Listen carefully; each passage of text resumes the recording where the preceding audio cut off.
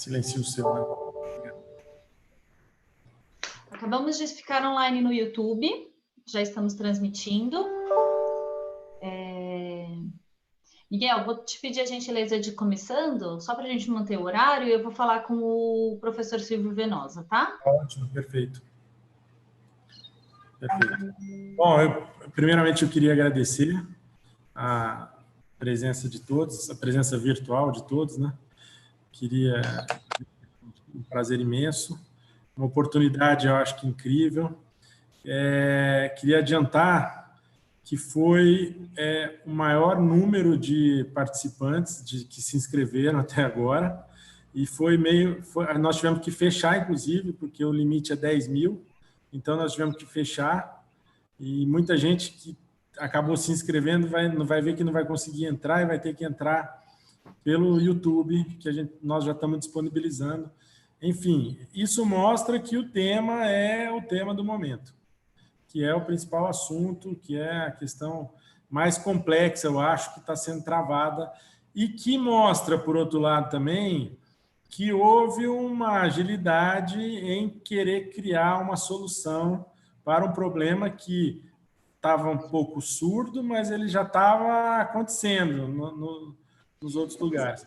E aí eu já quero começar, já passando a bola para o doutor Otávio, e para ele nos dizer o que é que inspirou esse projeto, quais foram, se foi realmente essa preocupação, se já havia um sentimento de que a coisa estava indo para o brejo na questão do direito privado. Enfim, já vou passar a palavra e cumprimentando a todos. Obrigado. Muito bem, Miguel, um prazer, muito obrigado pelo convite. Cumprimento a professora Paula Forgione, o professor Rodrigo Xavier Leonardo, o professor Silvio Venosa, o professor Flávio Tartucci, distintos colegas e caríssimos amigos. Cumprimento a toda a imensa assistência que está nos acompanhando, com o apoio da Milena. Esse projeto, Miguel, ele teve uma ideia central a partir de uma percepção do ministro Toffoli quanto aos riscos que tanto o ambiente público quanto o ambiente privado passariam a sofrer se nada fosse feito do ponto de vista legislativo, até por experiências de crises anteriores. Ele atuou no âmbito público com aquele projeto relativo ao Comitê de Gestão de Crise para atuar no âmbito dos órgãos de controle, destravar as medidas necessárias, até uma perspectiva keynesiana, destravar as medidas necessárias para que o Estado não fosse impedido de adotar medidas emergenciais, mas ele percebeu que havia no âmbito privado, e a delimitação dele foi muito clara, o âmbito privado em sentido estrito, excluindo tudo que dissesse respeito àquelas zonas cinzentas de regulação, medidas claras e objetivas para impedir uma onda de inadimplemento obrigacional. E, em razão disso, era preciso deixar alguns eixos muito claros. Quem temesse pela periclitação, pela perda de direitos, pela perda de pretensões, deveria se acalmar, porque os prazos ficariam suspensos, interrompidos ou impedidos. Por outro lado, aqueles que procurassem o judiciário para usar a pandemia como um instrumento de justificação do inadimplemento deveriam se acautelar. Não há dúvida de que nós estamos diante de um caso fortuito, mas ele é um caso fortuito que tem que ser analisado situação a situação e não pode ser visto globalmente. Nem pode ser utilizado como instrumento de inadimplemento de obrigações anteriores a um marco objetivo que foi fixado no projeto de lei, que é o dia 20 de março deste ano. E mais do que isso, impedir a utilização de técnicas de comunicação da revisão contratual de sistemas mais flexíveis e mais protetivos, como é o caso da locação, o caso do consumidor, no âmbito de contratos empresariais. Fundamentalmente, esse foi o espírito. Agora, a nota de inspiração, e isso o próprio ministro Toffoli já afirma, é a célebre Lei Fayot de 1918, do início de 1918 na França, e o caráter transitório e emergencial que faz parte da sua própria epígrafe. Não modificar o sistema jurídico de maneira definitiva, nem alterar as grandes codificações, porque a crise vai passar, a pandemia vai passar, e nós não podemos destruir um modelo que funciona bem há muito tempo. Muito obrigado. Professor Flávio, eu gostaria de ouvir o senhor de uma maneira sintética, embora a questão seja bem complexa, qual o ponto que o senhor acha mais positivo do projeto e, por outro lado, qual a crítica que o senhor faz ao projeto?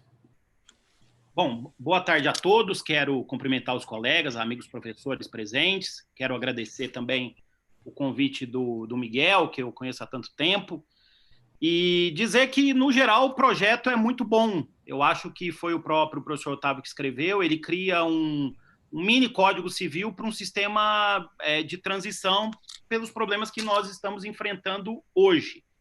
Algumas coisas, e também tivemos tentativas nesse sentido, ficaram de fora, né? Então, eu acho que esse é um tema central, é um tema de muitas dúvidas, uma regra básica sobre locação, né? Que nós chegamos a debater uma regra sobre possibilidade de moratória, essa regra acabou ficando de fora, que era o antigo artigo 10, e acho que a gente pode retomar esse tema agora, o debate na Câmara dos Deputados.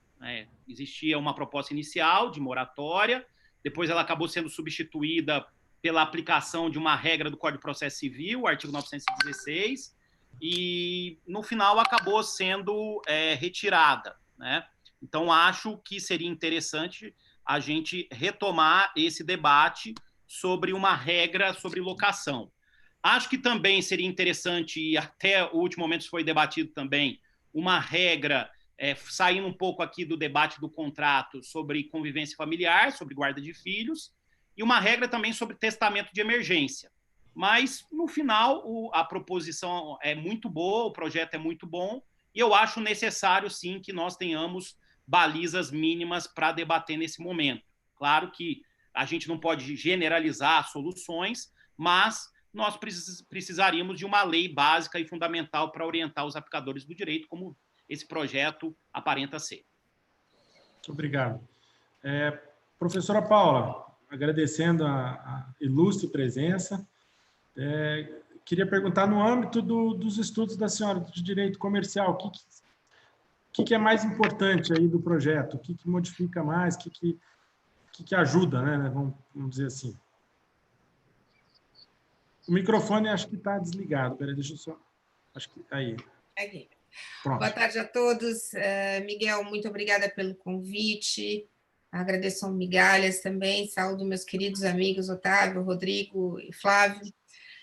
Bom, eu diria que o mais importante, que o pano de fundo já foi tocado pelo Otávio. A ideia principal, o vértice principal nós temos um sistema de direito privado, que vem sendo pensado há alguns 1000 anos. Então, é preciso serenidade agora para tratar dos contratos empresariais. E o vértice desse projeto, me parece que é o seguinte: olha, nós temos indubitavelmente um fato imprevisto e imprevisível. Algo que nenhum, aí eu falo pelo direito empresarial, mas que nenhum empresário ativo e probo acostumado ao tráfico mercantil poderia ter previsto em bases razoáveis. Igualmente, os efeitos desse fato imprevisto e imprevisível também são imprevisíveis. O sistema tem um tratamento para isso. Precisava, neste momento, eram necessárias adaptações para que nós possamos atravessar essa turbulência. Não é a primeira vez que isso acontece na história. É importante ter essa perspectiva que o professor Otávio falou. Não é a primeira vez. Não é preciso recorrer a teorias mirabolantes ou que talvez gerem uma insegurança, uma imprevisibilidade muito grande. A ideia do projeto, me parece, é serenidade. Vamos fazer as adaptações necessárias para passarmos esse período. E, principalmente, também evitar o oportunismo. Porque uma coisa é o efeito do imprevisto e do imprevisível num contrato específico. Nós temos o fato que é imprevisto e imprevisível. Me parece que isso será pouco debatido. Talvez seja o fato mais imprevisto e imprevisível da nossa geração e da geração dos nossos pais. Agora, qual é o impacto deste fato imprevisto e imprevisível naquele negócio jurídico, naquele contrato? É isso que precisa ser apreciado. com calma e com serenidade. Precisávamos de alguns pontos, eu já vou chamar a atenção, se houver tempo aqui, para alguns artigos que foram postos nesse PL, e eu também parabenizo o professor Otávio, me parece que a ideia de segurança, de previsibilidade, de serenidade, de adaptação a esse período total de turbulência. Agora sim, está tudo ok. É bastante, professor Silvio, um prazer vê-lo aqui. É bastante importante. Mas, voltando, sem isso, me permitem uma expressão muito coloquial, não é oba-oba, não é acabam todos os contratos, ninguém mais cumpre nada, não é isso. Isso colocaria o sistema em xeque. O fluxo de relações econômicas ficaria comprometido. Nós precisamos adaptar, sem sombra de dúvida, mas não dar lugar ao oportunismo, aquele que já não queria o contrato e se aproveita para se livrar do contrato, usa o fato imprevisto, imprevisível como uma desculpa para não cumprir as suas obrigações. A ideia do projeto é justamente essa: vamos fazer as adaptações necessárias e vamos reavivar os institutos que estão no Código Civil e que dão tratamento aos fatos imprevistos e imprevisíveis. Eu repito, não é a primeira vez na história. Não é um default geral, não é desculpem o termo, não é um oba-oba generalizado em relação aos contratos empresariais. Muito pelo contrário. É necessário verificar o impacto em cada caso concreto. E esse me parece o principal vértice do projeto de lei.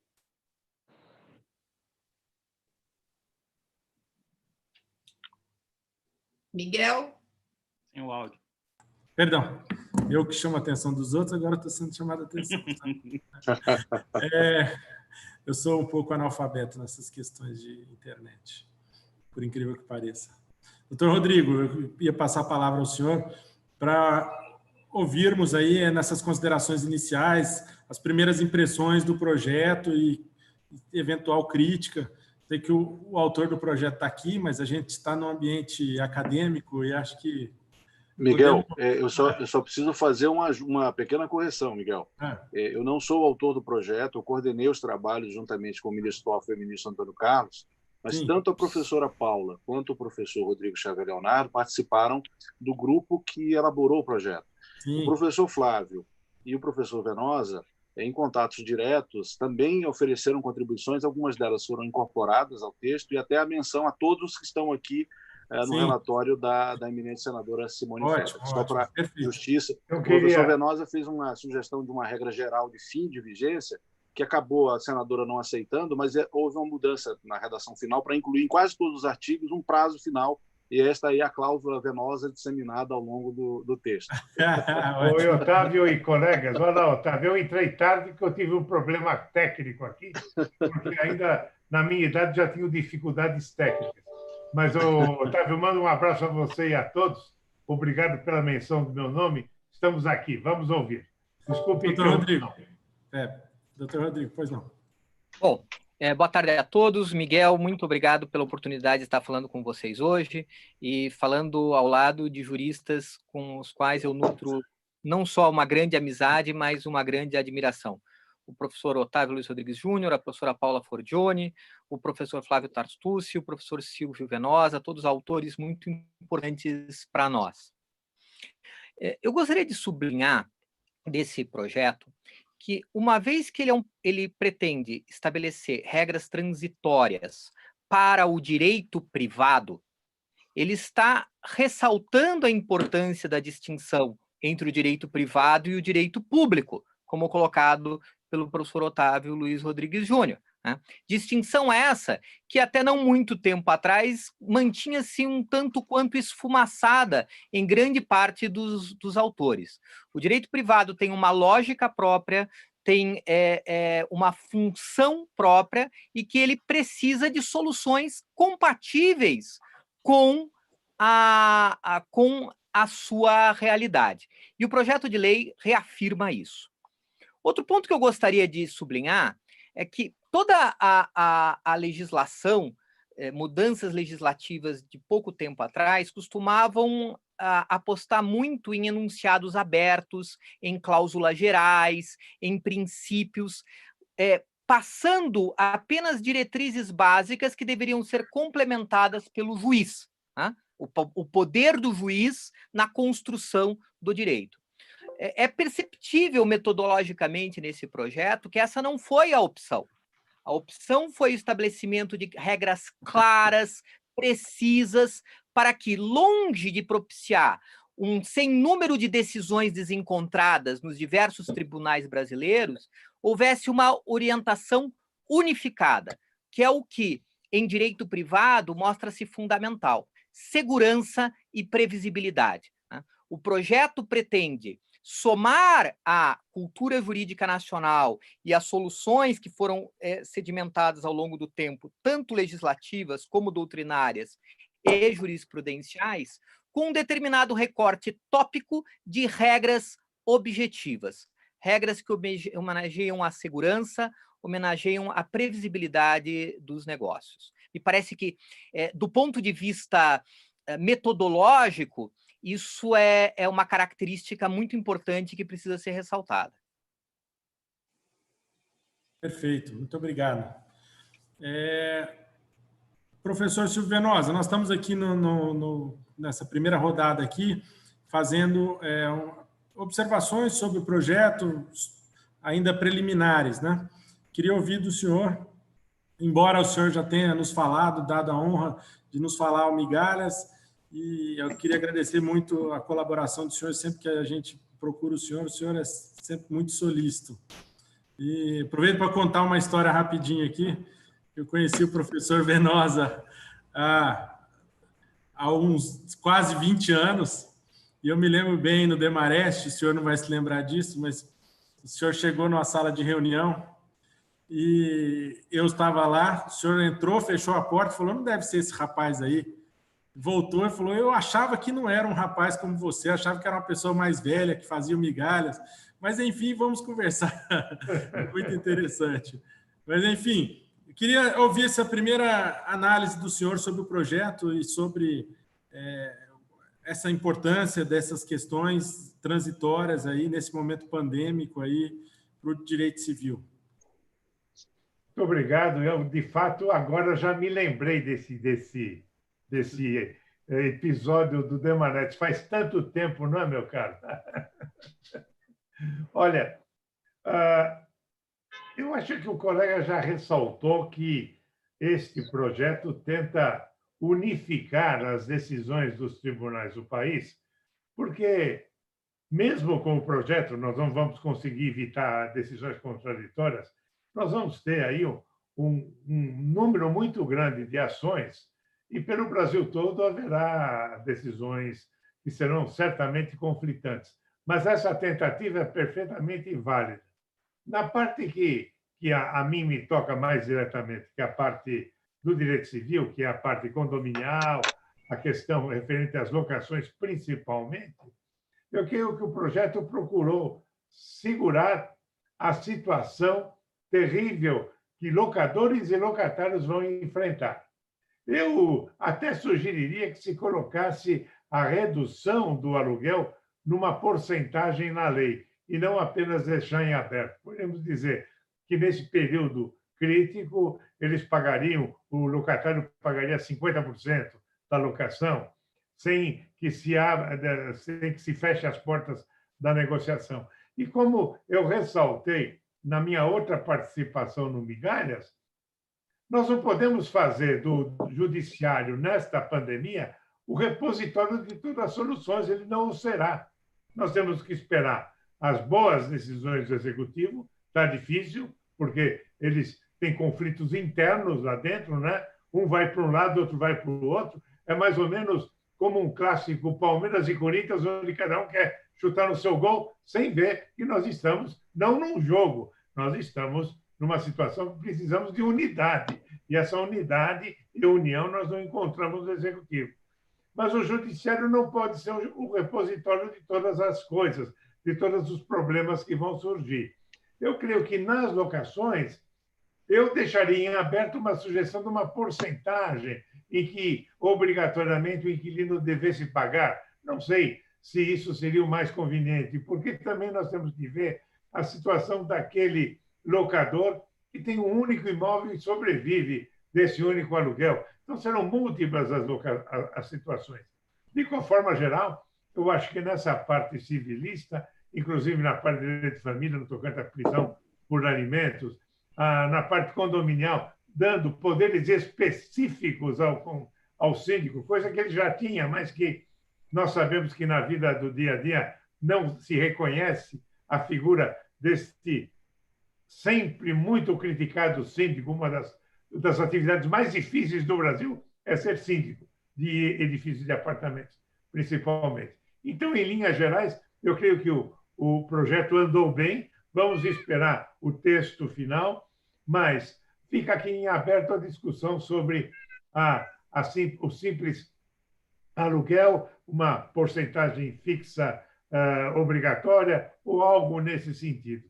Vamos ver aí o que os colegas têm de ideia. Nós estamos aí com a minha querida Paula Frangione, o Tartucci, meu prezado presidente do nosso instituto, né, Tartucci? O Otávio, companheiro de várias lutas. Aliás, em matéria de excessiva onerosidade, o Otávio tem uma história para contar, não sei se ele vai contar aqui, a obra que ele escreveu sobre isso, que é uma obra definitiva, em Fortaleza.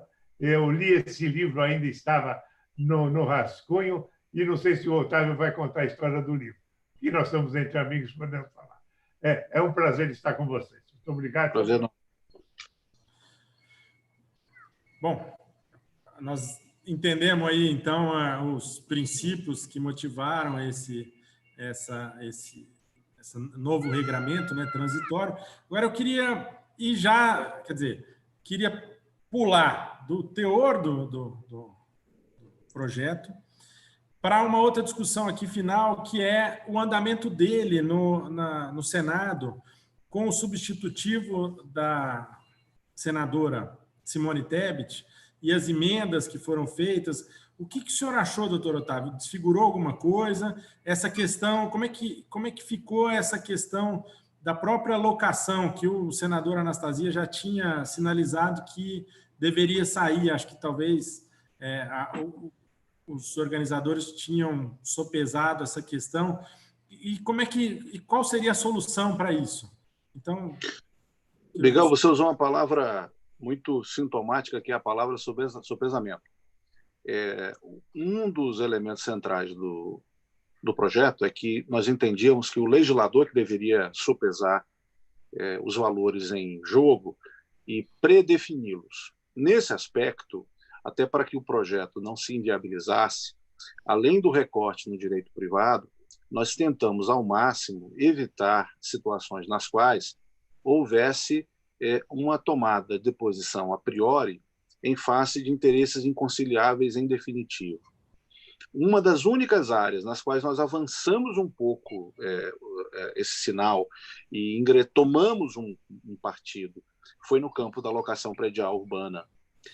E isso, evidentemente, o fizemos amparados por uma história secular de uma opção preferencial pelo locatário nas principais leis que o Brasil já editou. O professor Venosa tem a melhor obra sobre lei do inquilinato em língua portuguesa, sabe muito bem disso, e ele narra os altos e baixos da legislação de locação no Brasil, da locação predial no Brasil. Então, nesse aspecto, nós avançamos em 2 pontos. Uma regra que pensamos fosse suficiente para diminuir a conflituosidade, que era a de permitir, não é que nós estávamos criando uma moratória pura e simples. Quem não pudesse pagar, unilateralmente o faria, mas acumularia esses valores para pagamento futuro. E, indiretamente, com isso, nós estávamos, de algum modo, retirando de uma discricionariedade judicial a decisão caso a caso. E a outra regra, que era complementar, e havia uma sutileza na redação original, que era a seguinte: o despejo, ele se aplicava, a proibição do despejo, ela se aplicaria às locações prediais residenciais ou não residenciais. O não pagamento se aplicaria às locações residenciais. Então, portanto, havia essa grande preocupação de caráter de divisão de situações fáticas. Para além disso, nós percebemos que todas as tentativas, salvo uma, de tomada de partido entre interesses colidentes, acabaram sendo frustradas. salvo a célebre cláusula Uber, que foi aprovada numa emenda na sexta-feira, todas as tentativas de criar algum tipo de moratória geral ou parcial não foram bem recebidas. Quanto a essa opção de manter ou não o regime de vedação ao despejo com o pagamento em atraso, isso eu posso falar com muita clareza em nome de toda a comissão, e tenho certeza que a Paula e o Rodrigo concordam, trata-se de um mero exercício da soberania do parlamento. E, portanto, é uma opção incriticável, é uma opção que, como para nós juristas, não há o que discutir. O parlamento é soberano quanto a isso. O que nos cabe fazer, eventualmente, é fazer uma crítica acadêmica, mas não a crítica quanto ao poder de escolha do parlamento. Fora esse campo, o que nós entendemos também foi a de preservar os espaços normativos antecedentes. Isso era a outra diretiva básica do nosso projeto. Eu falava hoje pela manhã com a professora Paula e com o professor Rodrigo sobre, fundamentalmente, a discussão relativa à revisão contratual, e lembrava das lições do professor Venosa, e que são muito bem catalogadas pelo professor Tartucci no seu livro. O Código Civil brasileiro, escrito por gente como Moreira Alves, como Agostinho Alvim, ele sabia para quem aquelas normas estavam sendo dirigidas. Ele compreendia que era necessário, no âmbito do direito civil, estabelecer filtros mais eficazes para impedir uma ampla revisibilidade dos contratos. Mas no âmbito dos consumidores, no âmbito da locação predial, em que o regime de assimetria é mais forte, nós não precisamos dessas cautelas. E, portanto, o Código tem mecanismos já bastante testados e muito eficientes, como é o célebre caso da crise cambial de 1999. O Superior Tribunal de Justiça vai dizer a variação cambial para as relações de consumo, ela não interessa se é previsível ou imprevisível. Ela desequilibra, cria onerosidade excessiva, o contrato tem que ser revisto. Pelo projeto de lei, isso também se mantém. Mas se fosse uma relação entre comerciantes, entre empresários, não. Nós teríamos aí o filtro da imprevisão. Quanto à tramitação do projeto, posso dar um depoimento. A senadora Simone Tebet foi de uma competência, de uma capacidade, de uma argúcia, de ler o projeto, de entender a conveniência ou inconveniência das emendas, de aceitar as contribuições até a madrugada de quinta para sexta-feira, e isso foi fundamental, somado ao fato da grande capacidade jurídica do senador Antônio Anastasia, que, com muita competência, soube aproveitar o que havia de melhor da contribuição feita pelo grupo de juristas. Obrigado. Professor Flávio, então a situação nossa do direito... eu vou voltar no direito imobiliário, na questão das locações, porque é o que está ensejando maior... A gente vê pela audiência até do site, né, quando saem essas decisões, então, de fato, é o que enseja a maior discussão, né? O que acontece, o que está acontecendo hoje? As pessoas estão concedendo descontos nas locações. Eu estou dizendo na prática, já estou andando um pouco na prática para a gente poder trazer uma coisa palpável para a discussão. Então, as pessoas pedem, os locatários pedem, né, e o locador se vê, de alguma maneira, meio compelido a dar esse desconto, embora ele possa até vislumbrar no locador condições para pagar, mas ele acha que, numa eventual demanda, ele ainda sai perdendo, né? Como é que essas questões vão se resolver? O senhor acha que vão se resolver na prática? No judiciário? Sim.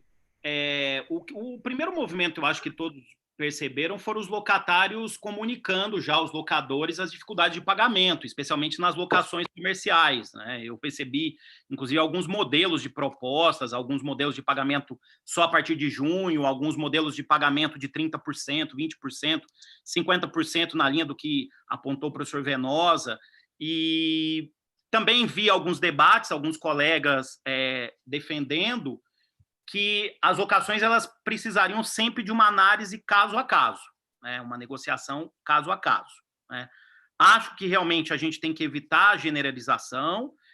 Muitos escreveram sobre isso logo que começou a crise, o professor Anderson Schreiber, inclusive, publicou um texto no Migalhas Contratuais nesse sentido. Também é importante destacar uma afirmação, acho que todos aqui concordam, que a gente não pode ter uma moratória plena e restrita, a utilização do Código Civil, artigo 393, para uma moratória plena e restrita. Isso é inconcebível, porque com isso a gente teria uma quebra absoluta de confiança. O professor Simão também escreveu sobre isso, o texto dele publicado sexta-feira. Mas eu insisto da necessidade, eu acho que muitos aqui concordam comigo, de uma lei com parâmetros, né? 30%, 50%, um parâmetro de negociação que inicialmente seja utilizado nas locações residenciais, né? Nós fizemos uma proposta que foi encaminhada à comissão, ao professor Otávio, né? É uma proposta minha, do professor Simão, do professor Maurício Bunazar, do parâmetro de 30%, levando em conta o que foi dito aqui, de primeiro olhar para o locatário, né? O parâmetro de 30% é o mesmo parâmetro, como eu disse, do Código de Processo Civil, né, do artigo 916, 30% de pagamento e diluição do restante em 6 meses, daquele mês que não pode pagar. E foi feita uma proposta também de se levar em consideração a condição econômica e financeira também do locador, para, se for o caso, o julgador deixar de aplicar essa regra, que era a proposta inicial do artigo 10. Né? E também a gente fez uma proposta de estender essa possibilidade dessa moratória para locações não residenciais envolvendo empresários individuais, empresas individuais de responsabilidade limitada e por sociedades empresariais qualificadas como microempresas. Isso foi encaminhado ao professor Otávio, o professor Otávio encaminhou, mas parece que não conseguimos convencer também os senadores, né? Mas eu não sei a opinião dos colegas, eu acho que seria necessária uma regra geral para a gente ter algum parâmetro de negociação, né? Acho que na linha também do que foi dito pelo professor Venosa agora há pouco. Tá ótimo. Obrigado. Professora Paula, e no âmbito do direito societário, e depois também queria ouvir sobre a questão do direito concorrencial, houve acho que o presidente do CAD fez alguns apontamentos, né, em relação a uma preocupação dele com a postergação de medidas, né, de punições. O que a senhora podia nos contar sobre isso? Bom, falando um pouco pegando gancho aqui da questão contratual, né? Quando nós pensamos em contratos interempresariais entre empresas, o nível de intervenção precisa ser cuidadosamente calculado. É o que o Otávio falou, é uma questão de política pública. Agora, nós vamos intervir a esse ponto nos contratos, haverá uma política pública, porque é um momento bastante arriscado. Então, eu só gostaria de lembrar que os contratos empresariais nesse projeto são tratados de uma maneira bastante clara. Por exemplo, não se vai aplicar o Código do Consumidor, ainda neste momento muito confuso, não se aplica o Código do Consumidor aos contratos empresariais.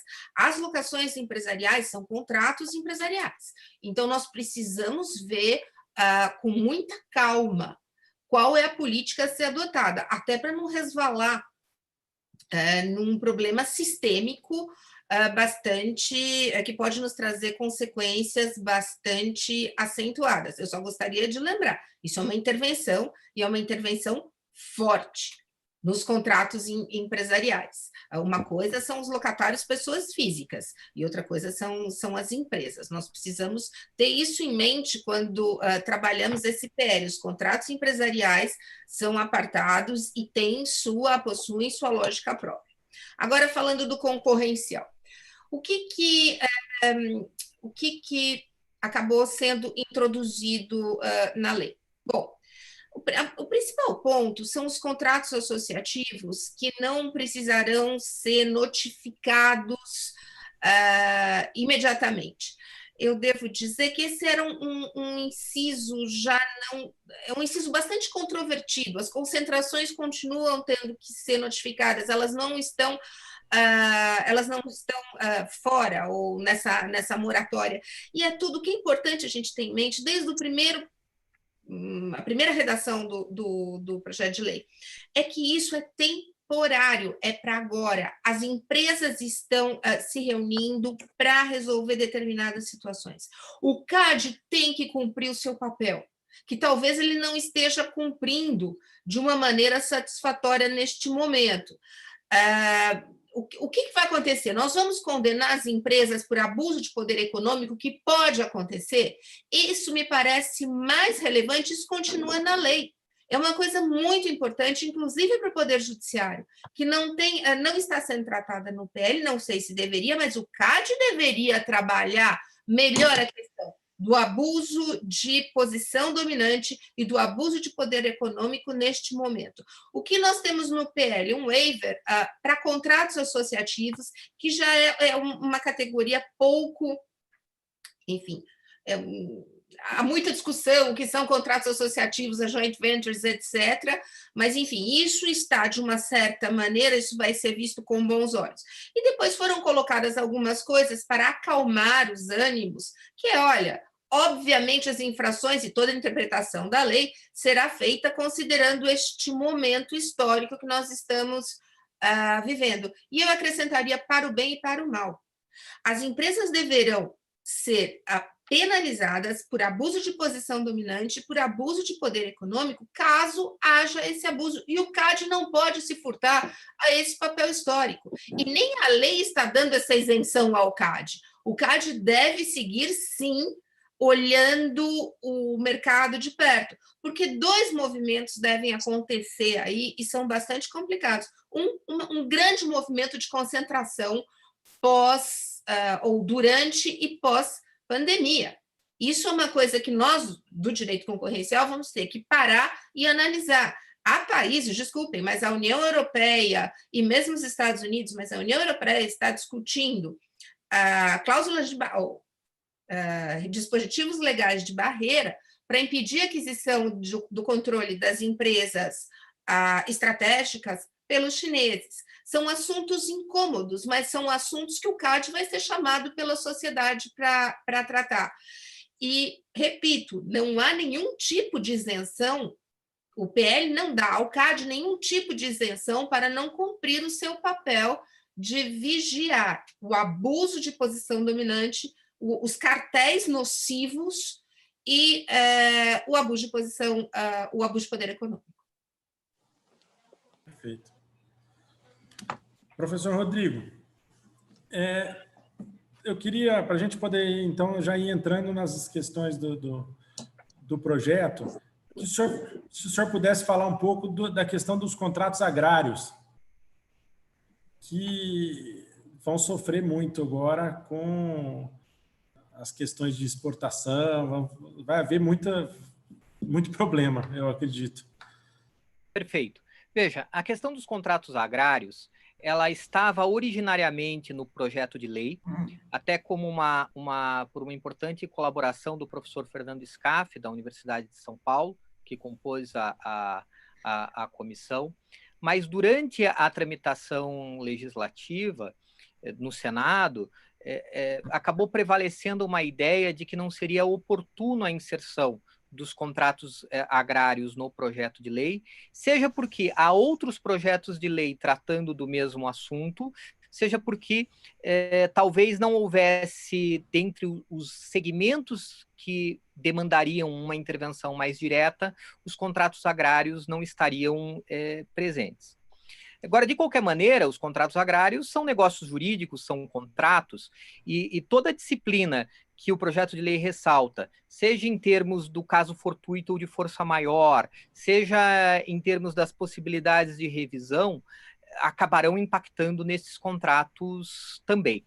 Mas, na medida em que não há um regramento específico, a situação própria a esses contratos deverá ser solucionada com as fórmulas do Código Civil, né? Em especial com a disciplina da impossibilidade da prestação, da impossibilidade superveniente, com as situações de caso fortuito ou força maior, com as questões de frustração da possibilidade de execução do contrato, entre outros. É importante sublinhar que o Código Civil brasileiro, como lembrado aqui por todos que estão debatendo, ele vem de uma experiência consolidada há muito tempo para tratar de crise. Porque crise não é uma novidade no Brasil, né? Nós, brasileiros, temos história de crise, né? Então, por exemplo, quando o projeto de lei diz que não é considerado fato imprevisível, a mudança de moeda, a mudança de câmbio, a inflação ou a deflação, o que está se fazendo? Está se refletindo na lei uma construção jurisprudencial de décadas e décadas. E, ao mesmo tempo, está se comunicando o seguinte, olha, não vão por aí, porque não vai dar certo. Uma judicialização por esse caminho, em termos de contratos paritários, de contratos civis, não é correta, né? Em situação diversa, se coloca nas relações de consumo ou com a regra específica revisional da lei de locações. Mas me parece que a estrutura do Código Civil, inclusive para os contratos agrários, está pronta para tratar das situações que efetivamente forem patológicas. E usando um pouquinho de uma terminologia pontiana, né, você não tem nenhuma regra no Código Civil que o caso fortuito ou força maior provoque a incidência imediata. Ocorreu o caso fortuito e força maior, a regra incide. Isso não existe no nosso sistema. O caso fortuito ou força maior, ele precisa estar vinculado a outros componentes para que a regra venha a ser aplicada. Vamos supor, a impossibilidade da prestação. A impossibilidade de prestar vinculado ao caso fortuito ou força maior provocará a incidência da regra. O inadimplemento, ou melhor dizendo, o descumprimento fundamentado no caso fortuito ou força maior, aplicará o artigo 393. Mas o caso fortuito ou força maior sozinho, ele não é suficiente para servir de gatilho para aplicação de nenhuma regra no Código Civil. Perfeito. Bem claro. Eu ia passar para o professor Silvio Venosa, mas ele está no... Acabei de ver que ele atendeu uma ligação urgente. Eu acho até que o professor Silvio Venosa deve ser síndico do prédio dele pelas reclamações que ele fez, a falta de... Ele deve agora estar atendendo chamada.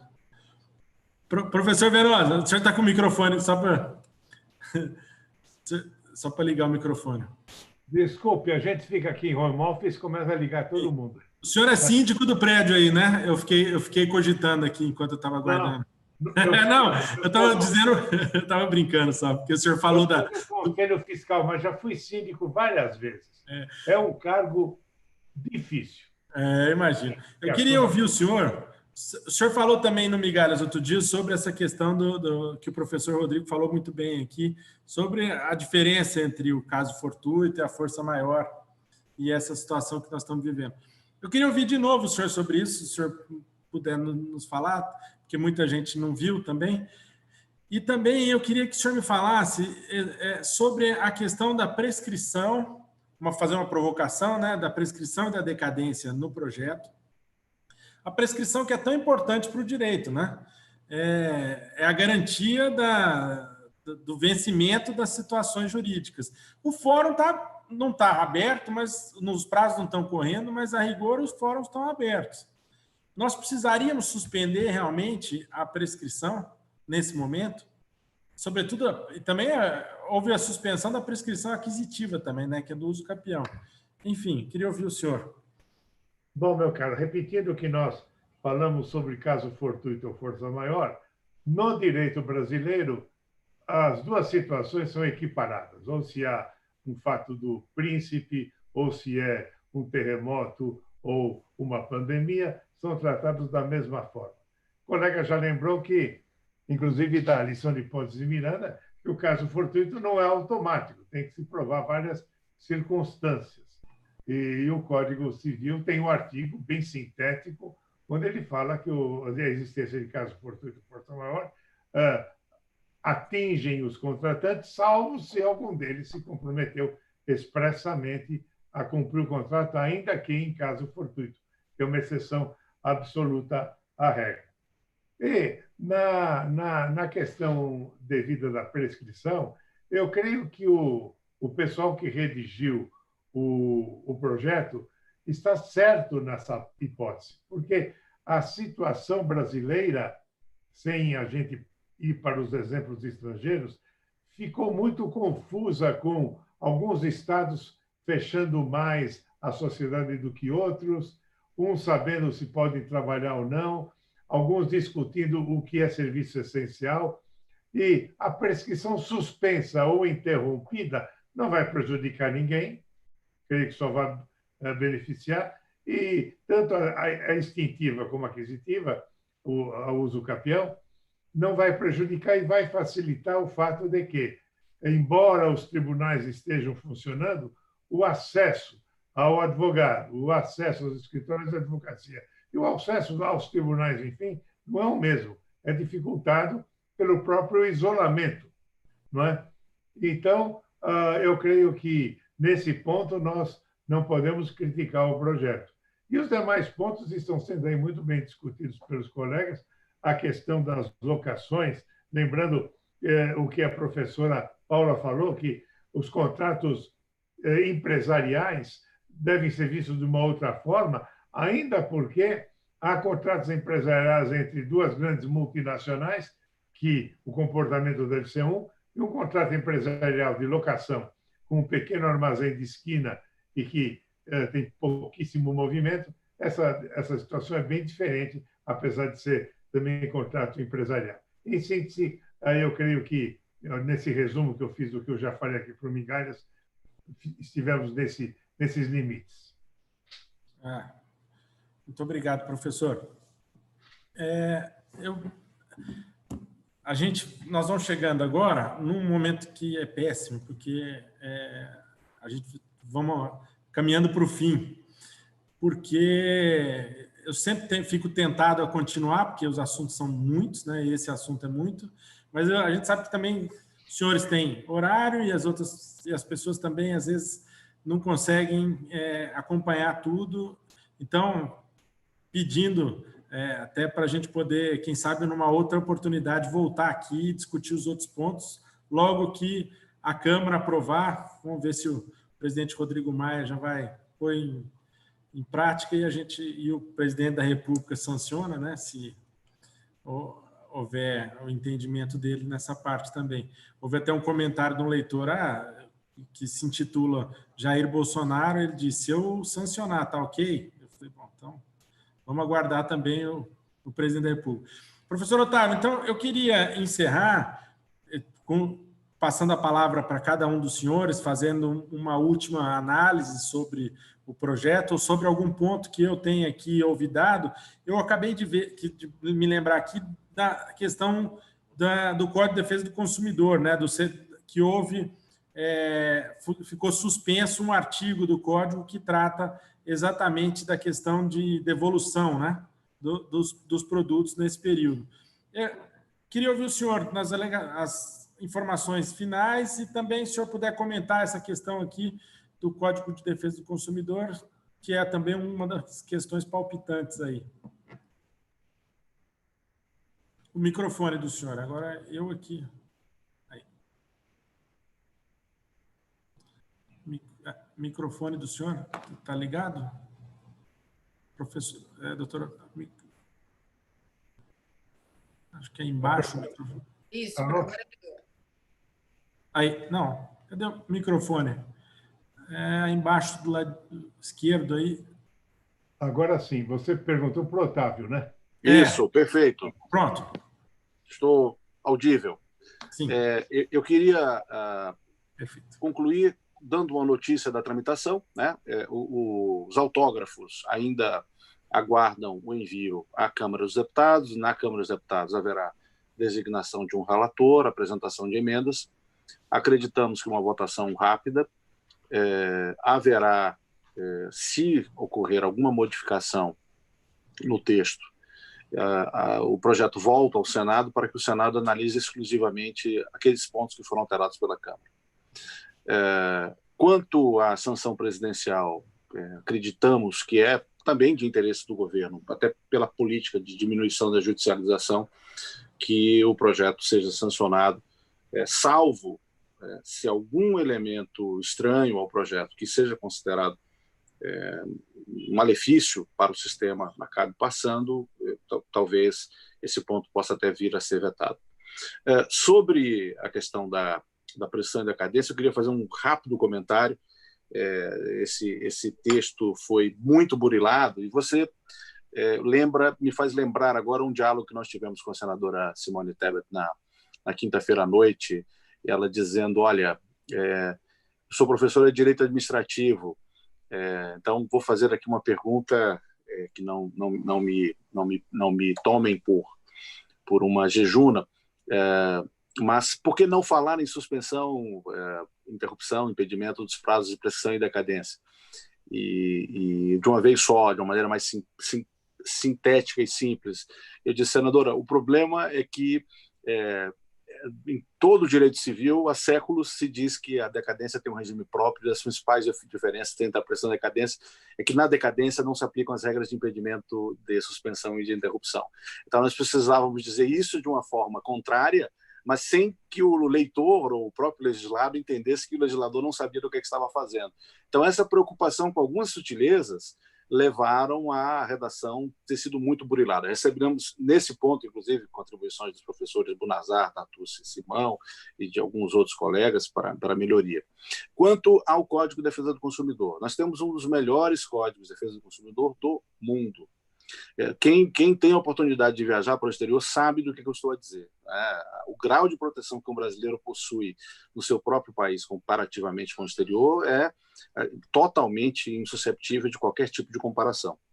Portanto, o único ponto que nós tivemos como grande preocupação foram os produtos entregues em residência que, por conta das dificuldades logísticas, poderiam levar a comportamentos oportunísticos dos consumidores que usariam prazos de reflexão que não seria, na prática, observado em razão dessas dificuldades e acabariam por ter uma vantagem indevida. A senadora, nas discussões também, das quais resultaram a redução do objeto do artigo 8º, que ele agora trata de entrega domiciliar de produtos perecíveis ou de consumo imediato e medicamentos. Ela usou um exemplo de um nicho de mercado hoje que é altamente concentrado no público feminino, que é a compra de roupas para experimentação em casa. E ela disse, olha, isso vai acabar gerando um efeito contrário. E aí a sabedoria do legislador nos levou a um controle do objeto desse artigo com muita boa vontade. E, finalmente, quero fazer um último registro, porque a gente deixa as coisas mais emocionantes para o final. A história do livro. Contarei em 30 segundos. A minha dissertação de mestrado, escrita lá quando eu tinha meus 26 anos, tinha sido apresentada à Atlas, e o professor Venosa, juntamente com o ministro Alexandre de Moraes, eram os homens que controlavam a política editorial da Atlas naquele momento. Algum parecerista não gostou do livro, e o professor Venosa o resgatou das trevas, e não só possibilitou a sua publicação, como me honrou, e a parte mais honrosa do livro, ao lado do prefácio do professor Antônio Junqueira de Azevedo, meu queridíssimo orientador, me honrou com uma apresentação, e é essa a história que ele conta, para mim, a grande satisfação. E, por último, Miguel, dizer que este projeto, como eu disse no início, por sua gentileza de me atribuir uma paternidade, ele pertence a todos os juristas que contribuíram para a sua elaboração, mas a nossa grande esperança é que ele pertença ao povo brasileiro. Ele foi feito e foi pensado para o povo brasileiro, não para o povo alemão, não para o povo francês, não para outras civilizações de culturas com outros hábitos, com outros comportamentos. Ele foi feito para o povo brasileiro. E nós queremos que o povo brasileiro seja dono desse projeto e tenha esse projeto como uma espécie de instrumento de segurança jurídica e de previsibilidade de condutas. Muito obrigado pelo convite, foi uma honra imensa estar nessa tarde com companhias tão agradáveis e com um condottiere como o nosso Miguel, que com muita competência conduziu esse nosso espaço de debates para a comunidade jurídica. Muito obrigado. Professor Flávio, estou aqui pensando, queria ouvir as considerações finais, estou aqui pensando numa preocupação que o cidadão de Passos deve ter hoje, natural de Passos, Minas Gerais, nossa querida cidade ali, pertinho ali da Serra da Canastra. O seguinte, nós temos que fazer a provocação, né? E essa questão do direito de família constante, de não haver prisão do devedor de alimentos, enseja na população uma pergunta, numa parte da população, talvez, aquela que não seja estudiosa do direito criminal, sobretudo, essa dúvida aí de dizer o seguinte, quer dizer, então, que o alimentante vai comer em casa e o alimentado vai ficar com fome ainda. Não vai haver nenhuma maneira de coerção, que é a coisa. Claro que nós temos outra situação, que é uma situação de vida, de preservação, as cadeias, toda essa questão de aglomeração. Então, eu queria ouvir as considerações finais e também uma palavra sobre esse ponto específico do projeto. Bom, Miguel, fico até emocionado pelas palavras. Hoje é aniversário da minha mãe, está lá em Paço, está completando 70 anos, está em clausura absoluta, né, por conta de todo esse problema. Então, a gente não pôde ir hoje, nem eu, nem a Fernanda, então fico até emocionado de você citar a cidade, né? Bom, eu vou começar pela questão dos alimentos. Hoje saiu um texto muito bom, ele foi muito citado hoje aqui, o nosso querido amigo professor Simão, amigo de todos, e ele escreveu um texto falando que nós tínhamos até pouco tempo uma realidade A, hoje a gente vive uma realidade B, e possivelmente depois que passar a crise nós vamos ter uma realidade C, né? E dentro dessa realidade B que nós vivemos hoje, infelizmente, muito infelizmente, nós temos que fazer escolhas trágicas. Temos que fazer escolhas trágicas. E possivelmente depois teremos que fazer outras escolhas trágicas, né? Nós, os civilistas, nós somos, talvez... alguns falam que nós somos pessimistas, mas nós somos realistas, na verdade, né? Nós existimos na face da Terra há mais de 1000 anos, 2000 anos, e por isso que as categorias que nós trabalhamos resolvem muitos problemas, né? Nós temos tese para tudo, temos argumento jurídico na própria lei para tudo. A respeito dos alimentos, é uma escolha trágica, né? É uma escolha trágica por conta do problema prisional. Nós não temos outro caminho no momento. Depois, essa é a escolha dentro da nossa realidade B. Não sei qual vai ser na realidade C, se a prisão civil vai ser colocada em dúvida ou não, né? E no final foi até colocada uma boa proposta feita por vários colegas, né, que não cabe a prisão será em regime domiciliar, sem prejuízo da exigibilidade das respectivas obrigações, que é o que está no artigo 18. Então, nós fomos caminhando aí para uma solução que me parece intermediária. Mas, Miguel, hoje é a solução trágica que nós podemos fazer, é essa que está no projeto, né? Eu quero agradecer a todos, dizer, o Miguel sabe que eu sou um migalheiro antes de qualquer coisa, né? Tenho lá a minha coluna de família e sucessões já há muito tempo, agora também a coluna do Migalhas Contratuais, do nosso IBD Conte. Estamos tendo textos todos os dias. Hoje mesmo saiu um texto do professor Tepedino, da professora Carla Moutinho, sobre passagens aéreas. E encerrar o seguinte, várias dúvidas, várias questões, as pessoas querendo resolver os casos concretos, mas é aquilo que foi dito aqui, né? Toda vez que a gente avança para tentar trazer uma solução concreta, nós temos dificuldades, né? Nós temos parâmetros gerais nesse projeto, e as soluções concretas, os casos concretos, os contratos, os negócios, devem ser solucionados num primeiro momento com muita conversa, né? Com bom senso, com razoabilidade. São conceitos que não são mais do que conceitos jurídicos, são conceitos até espirituais, cada um tem o seu, né? Então, realmente não é possível que a gente tenha a solução para todas essas dúvidas pontuais, né, com uma generalização que ela não é desejada nesse momento. Muito obrigado, Miguel, obrigado a todos. Perfeito. Professora Paula, o que é que eu esqueci no direito empresarial, que a senhora vai me chamar a atenção agora, e as considerações finais, agradecendo muito a presença da senhora. Miguel, eu queria, antes de tudo, cumprimentá-lo realmente pela condução, ficou uma coisa muito adequada, dinâmica, parabéns, estou encantada, participamos de vários debates e você realmente conhece o seu ofício, parabéns pela condução, parabéns mesmo.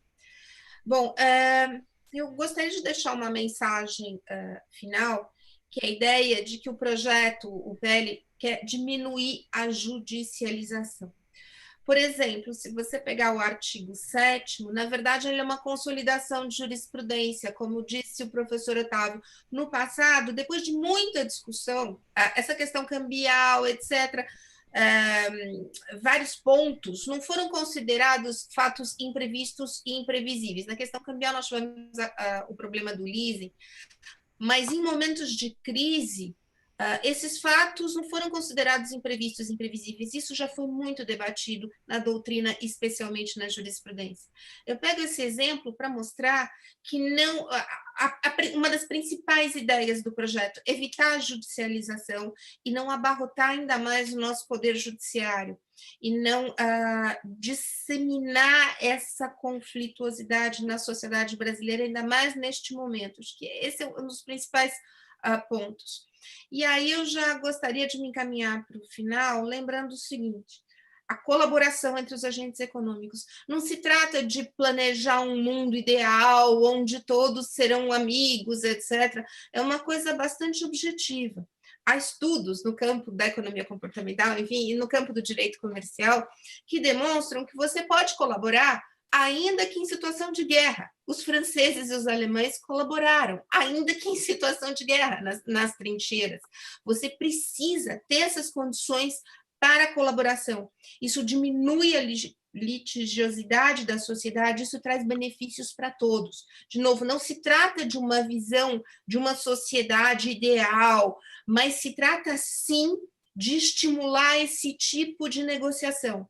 Nessa linha, um dos artigos mais importantes que nós teremos é o 187, eu digo também no campo do direito, especialmente no campo do direito empresarial, para coibir os abusos.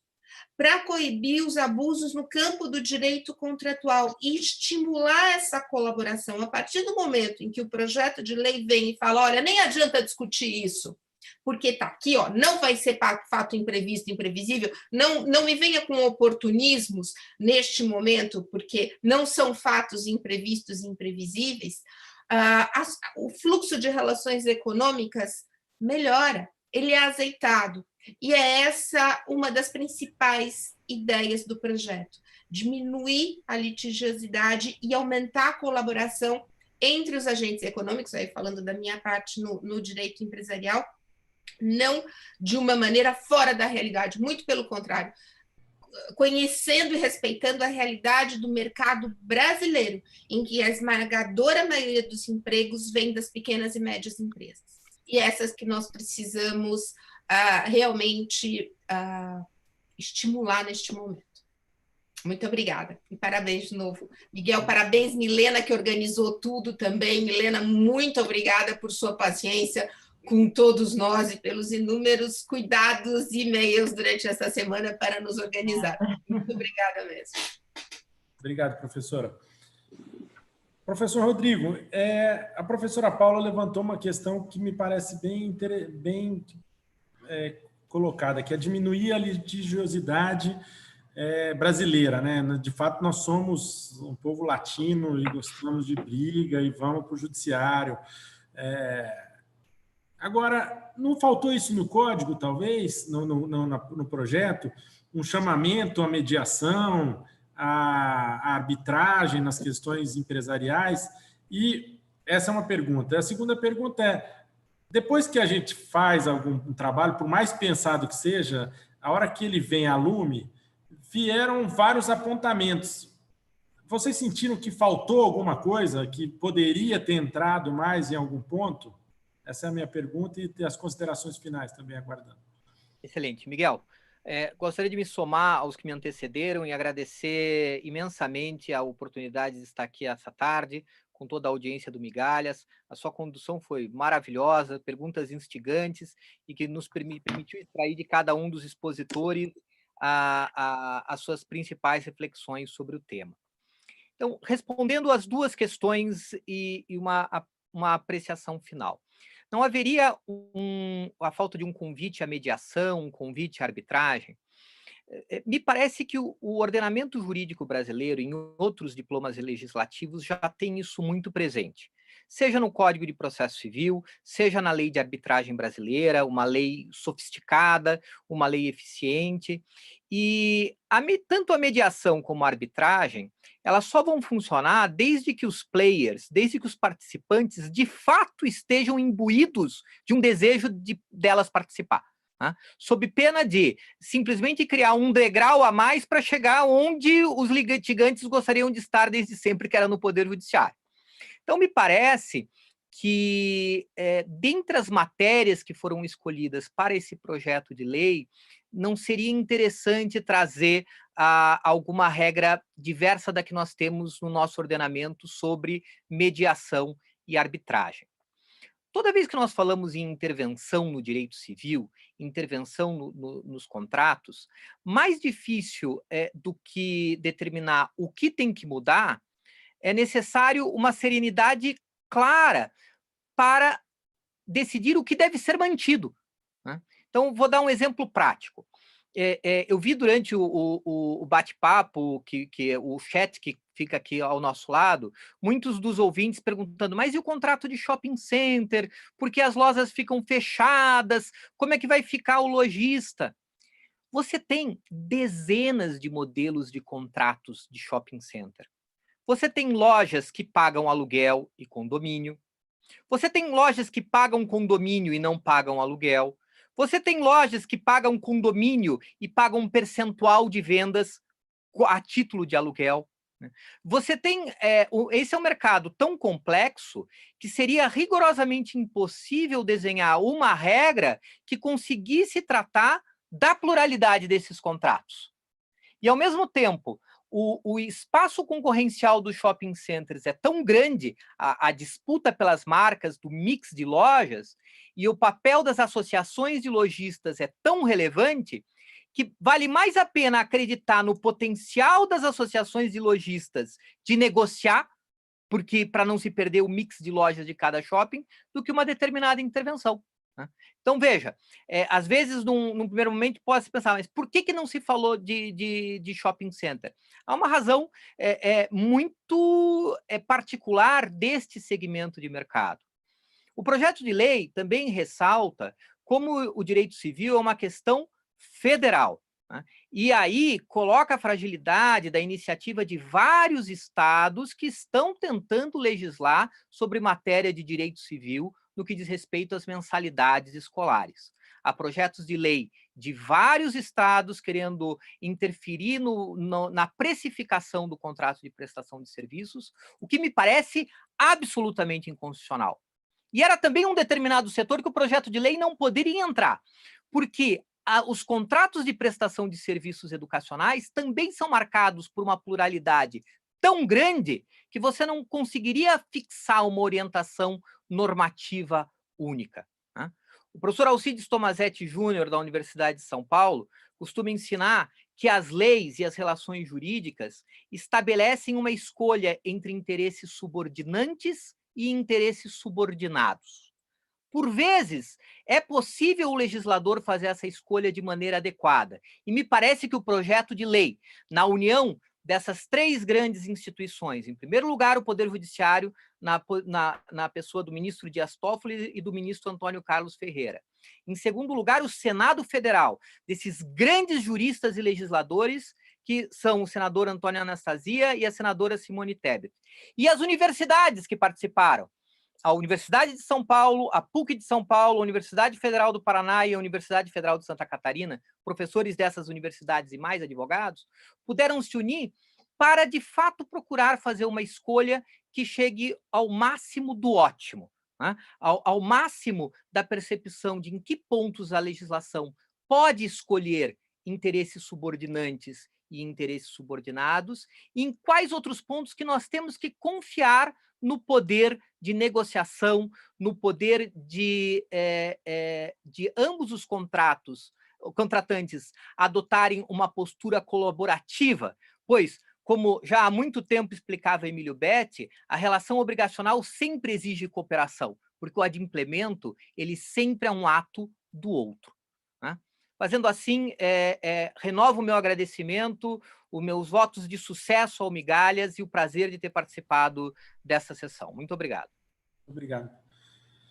Professor Silvio Venosa, o senhor é aqui hoje o nosso decano. E o não por antiguidade, sim por merecimento. Então, eu queria fazer um pedido ao senhor. O senhor que já tem uma experiência como doutrinador festejado que como advogado e como juiz. O senhor já exerceu a magistratura. Então, eu queria que o senhor desse um conselho para os juízes que estão também vivendo essa pandemia jurisdicional que já floresceu e começou, e o Migalhas aí, todo dia nós estamos divulgando, cada dia uma decisão, cada dia uma situação diferente, né? Outro dia nós divulgamos uma decisão de um juiz, uma questão do Justiça do Trabalho, que mandou reintegrar todos os funcionários da empresa que teriam sido demitidos, outro que mandou pagar imposto, outro que mandou não pagar imposto, outro que mandou não pagar aluguel, outro que mandou pagar aluguel. Então, assim, qual é a orientação que o senhor dá, pela experiência do senhor, para os juízes brasileiros, para os juízes da nossa área civil? Pois é, Miguel. De fato, a nossa magistratura fica, por vezes, perdida, mormente a magistratura de primeiro grau. O conselho que eu posso dar aos jovens, aliás, o fato de eu ser o decano me obriga a ficar dentro de casa. Eu já estou há 3 semanas aqui em quarentena e já não vejo a hora de poder dar umas voltinhas aí fora, mas a minha esposa, que é médica, me mandou ficar aqui e eu não posso sair. A ordem dela eu não posso deixar de descumprir. Ora, os juízes têm a ver que eles têm que entender que eles têm que conciliar os interesses, ou na tentativa de conciliação, que é obrigatória, ou na decisão. Às vezes a gente tem umas decisões estapafúrdias aí que são inexequíveis, ou agrava uma das partes, ou coloca numa situação difícil uma outra. Tem que se usar de bom senso. Já o colega Rodrigo já mencionou por que nós não podemos ter algo referente à arbitragem nessa lei temporária, porque, na verdade, a arbitragem é algo que fica fora do contexto litigioso. E fora do contexto litigioso, eu já falei na outra intervenção que fiz aqui no Migalhas, que a negociação é o melhor rumo nessa época de pandemia e de descalabro e de desorganização social. As partes têm que se entender e tentar negociar, cumprir as suas obrigações na medida do possível, com entendimento. A professora Paula já falou isso. Nós temos que reprimir a litigiosidade, que é a intenção dessa lei, mas como o judiciário não pode ser esse repositório de todas as questões, a negociação é que vai evitar essas contendas que, por vezes, vão se alongar.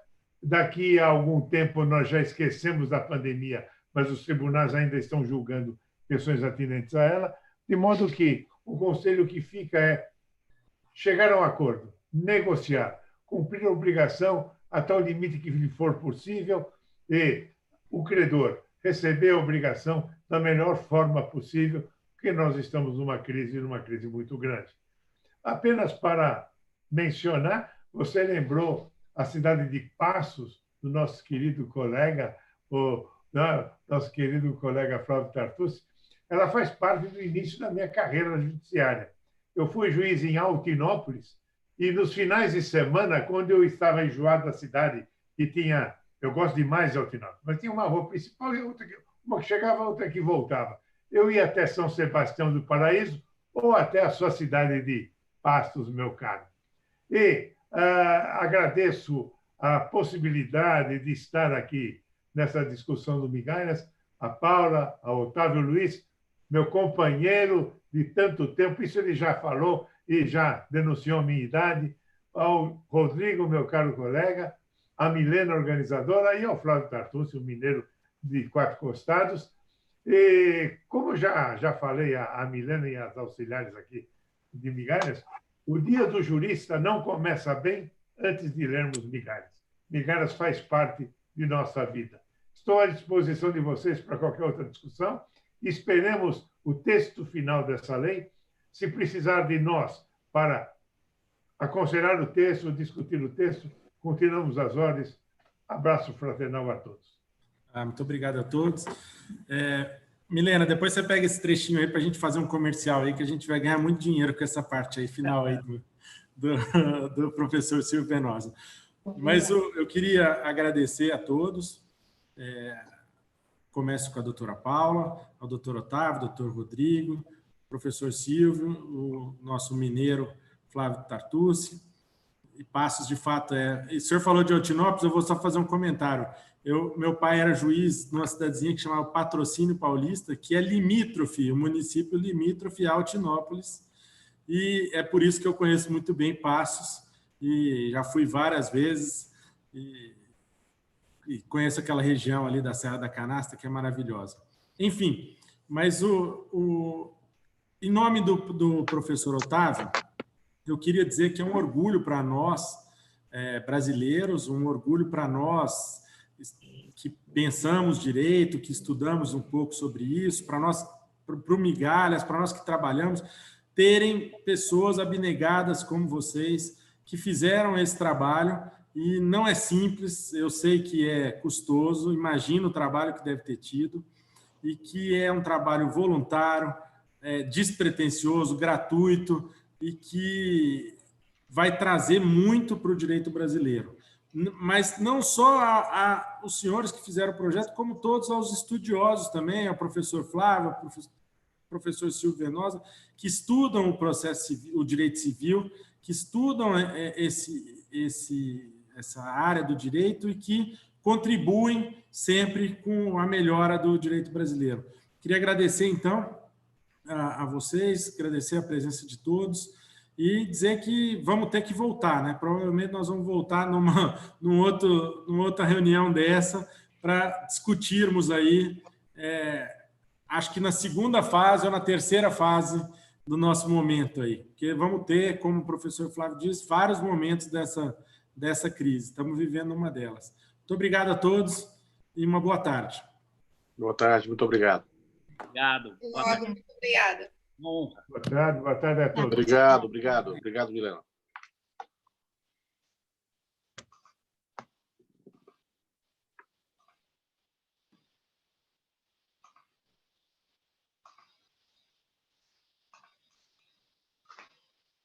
Muito obrigada para quem participou até aqui. Amanhã a gente vai reunir membros do Ministério Público para falar como é que está a instituição nessa época de pandemia, ao mesmo horário, às 16 horas. Eu espero todos aqui. Muito obrigada e até a próxima. Tchau.